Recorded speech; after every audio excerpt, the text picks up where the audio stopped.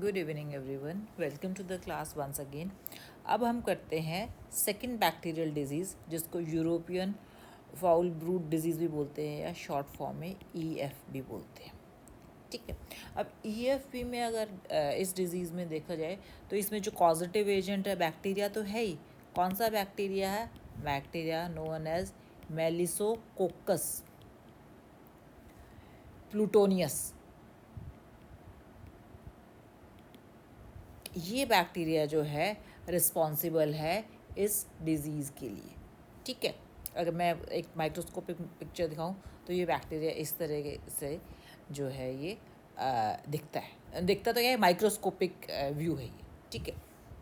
अब जो है क्या होता है एक्चुअली इस डिज़ीज़ में कि जो लार्वा होता है ना इसमें सेल्स के अंदर, लार्वा जो है ना इसको फूड और बैक्टीरिया में डिफ्रेंशिएट नहीं कर पाता, और ये लार्वा फूड की बजाय किस पर फीड करता है? इस बैक्टीरिया पर फीड करता है, एंड हैंस वो इस डिज़ीज़ से सफ़र करता है या EFB से सफ़र करता है। ठीक है। अब जो है अगर हम इसका एपिडेमियोलॉजी देखें, यानी कि transmission of this disease if we see, तो ये ट्रांसमिशन जो है वो कैसे होता है? या तो जो कोम जो है वो कंटामिनेट हो गया, ठीक है, या फिर जो इक्विपमेंट है वो कंटामिनेट हो गए हैं इस पर्टिकुलर बैक्टीरिया से। ठीक है। तो और या फिर जो है ना एक माइट है, that mite is known as Varroa destructor.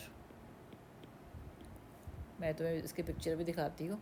वेरोवा destructor, OA। तो ये देखो, मैं तुम्हें पिक्चर दिखाती हूँ। ये देखो, ये है वेरोवा डिस्ट्रक्टर। ये अगर ये वाला माइट अगर जो है बाइट कर लेता है ना, तो इसके बाइट से जो है ये बैक्टीरिया जो है ये ट्रांसमिट हो जाता है लार्वा में। ठीक है। तो इस तरह जो है इसका ये एपिडेमियोलॉजी है EFB की। ठीक है। अब हम सिम्टम देखते हैं कि इस डिज़ीज़ के सिम्टम जो हैं वो क्या क्या है। सबसे पहला सिम्टम जो है इस डिज़ीज़ का वो ये है कि जो लार्वा है ना वो ऑफ वाइट कलर का हो जाता है। Usually normal viva pearl white होता है, इसमें जो इन्फेक्टेड लार्वा है वो ऑफ वाइट कलर का हो जाता है, हनी बी का लार्वा, और बाद में धीरे धीरे वो येलो कलर का हो जाता है, और उसके बाद ये हल्का ब्राउन भी हो जाता है। मैं तुम्हें दिखाती हूँ, ये दिखाई दे रहा है, ये येलोइश कलर का हो रखा है। इसमें आप देखो पहले येलोइश था, फिर तो और कैसे डार्क कलर का होता जा रहा है। ठीक है ना। तो इस तरह से जो लार्वा है इफ़ यू सी, वो उसका चेंज हो जाता है कलर। दूसरा क्या होता है कि जैसे ये सेल है, ठीक है, और इस सेल में जो है लार्वा को इस सेल में जो है हैचिंग के बाद यहाँ पे लार्वा जो होता है ना, उसके बाद ना जैसे लार्वा निकलता है तो इस सेल की कैपिंग हो जाती है। ठीक है। तो इस कंडीशन में जो है क्या होता है, अगर ये डिज़ीज़ है EFB डिज़ीज़ से सफ़र कर रहा है, तो जो कैपिंग से पहले ही, लार्वा की कैपिंग से पहले ही जो है सेल की कैपिंग से पहले ही लार्वा की डेथ हो जाती है। ठीक है। ये एक सेकंड सिम्टम है। थर्ड सिम्टम ये है कि जो लार्वा है ना वो यूजुअली ट्विस्टिंग कैसे होती है, ये देखो, अब ये देखो ये नॉर्मल लार्वा, ये देखो लार्वा दिखाई दे रही है, ये देखो अब ट्विस्टिंग ऑफ लार्वा दिखाई दे रही।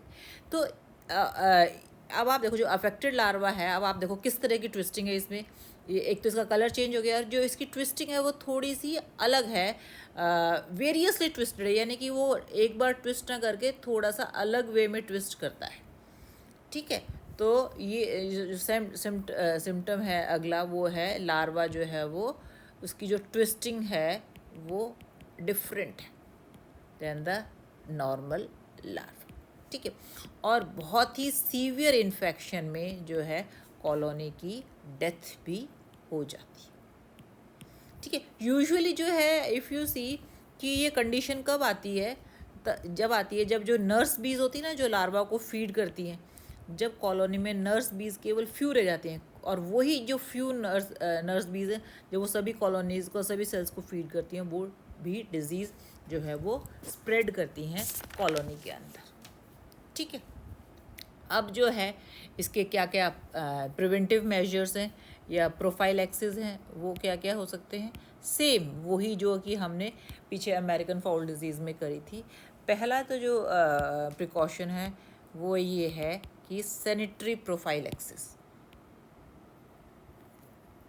ठीक है, यानी कि साफ़ सफाई का ध्यान जो है वो रखा जाता है, तो जो है ये डिज़ीज़ नहीं होती। उसके लिए क्या क्या करना होता है? एक तो ब्रांड न्यू इक्विपमेंट यूज़ करने होते हैं कोई भी अपायरी जो है वो सेट करने के लिए, ठीक है। दूसरा, आइसोलेशन ऑफ अपायरी, ठीक है, अपायरी को अलग से दूसरी अपायरी से अलग रखना चाहिए। तीसरा जो है ये washing of hands and equipments, जो भी आप यूज़ कर रहे हो इक्विपमेंट्स, उनको वॉश करना और हाथ को वॉश करना before you put your hands in the colony, ठीक है। ये दूसरा जो प्रोफाइलेक्टिक मेजर है वो ये है कि जो बी स्टॉक्स हैं उन बी स्टॉक्स के साथ डील करते हुए हाइजीनिक बिहेवियर जो है वो एम्प्लॉय करना चाहिए। ये एक प्रैक्टिस बना लेनी चाहिए, ठीक है। तीसरा ये है, अगर कोई कॉलोनी इन्फेक्ट भी हो जाती है तो उस इन्फेक्ट या फिर कुछ कोम्स इन्फेक्ट भी होते हैं तो उन कोम्स को डिस्ट्रक्ट कर देना चाहिए। तो थर्ड प्रिकॉशनरी मेजर क्या है? डिस्ट्रक्शन ऑफ इन्फेक्टेड कोम्स, ठीक है, या फिर sanitation of infected combs and equipments, उनको या तो सैनिटाइज करो। तो ये जो है तीन जो है प्रोफाइलेक्टिक मेजर्स हैं। फिर भी अगर हो जाता है तो इस डिज़ीज़ को कंट्रोल कैसे किया जाए? जो है एक तो ये कि जो एक शुगर सिरप प्रिपेयर किया जाए। ये शुगर सिरप जो है एक तरह से जो नेक्टर होता है ना, नेचुरल नेक्टर की तरह एक्ट करेगा या एक तरह से सिम्युलेट करेगा नेचुरल नेक्टर को। और इस शुगर सिरप को अगर कॉलोनी में ऐड किया जाए उससे जो है डिज़ीज़ जो है वो स्प्रेड कम होगी। एक तो यानी कि थोड़ा सा शुगर सिरप जो है कॉलोनी में इंट्रोड्यूस कर देना चाहिए। दूसरा जो है साल में 2 बार यानी कि बाइनियल जो है ट्रीटमेंट होना चाहिए विद एंटीबायोटिक टेरामाइसिन, ठीक है। ये टेरामाइसिन यहाँ पर इफ़ेक्टिव है। तीसरा जो कंट्रोल वो ये है कि रीक्वीनिंग, यानी कि कॉलोनी में दूसरी एक नई क्वीन इंट्रोड्यूस करनी चाहिए। और ये क्वीन जो है मतलब अगर क्वीन चेंज हो जाती है तो वो कॉलोनी जो है उस इस डिज़ीज़ की जो ब्रूड साइकिल है ना उसको ब्रेक कर देगी और वो कॉलोनी जो है ये फिर फ्लरिश करना शुरू कर देगी। अच्छा, एक last but not the least कि ये जो EF भी है, यूरोपियन फाउल डिजीज़ है ये यूरोपियन फाउल ब्रूड डिजीज़, ये इतनी सीवियर नहीं है as compared to American foul brood disease, ठीक है। यूरोपियन फाउल ब्रूड डिजीज़ वाली कॉलोनीज़ फिर भी रिकवर कर जाती हैं over a period of time, unless and until कोई जब तक हैवी इन्फेक्शन ना हो, जबकि अमेरिकन फाउल ब्रूड वाली डिजीज़ से जो कॉलोनीज़ है वो रिकवर नहीं कर पाती, राइट।